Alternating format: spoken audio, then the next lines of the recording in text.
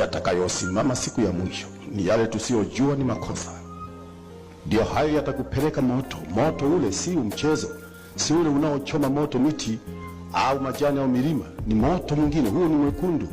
Moto ule ni mweusi, halafu una macho na una uhai, unazungumza. Ndio utaona moto wa kutisha wa heka heka. Ndio akauchagua Mungu, akauumba Mungu iwe ndio mwisho wa binadamu.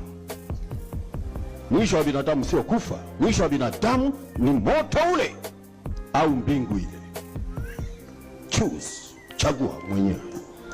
Uyauze maisha yako mwenyewe, uza.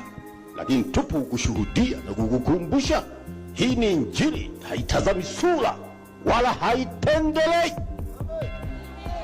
kwamba huyu ni mtu mtukufu sana, nipige chenga kidogo nimwambie amani iwe kwako, amani, amani.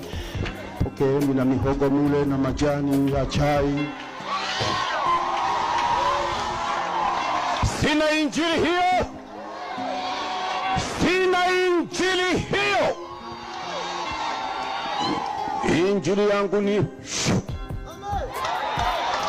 shetani huyo, na kuacha watu huru wanaelekea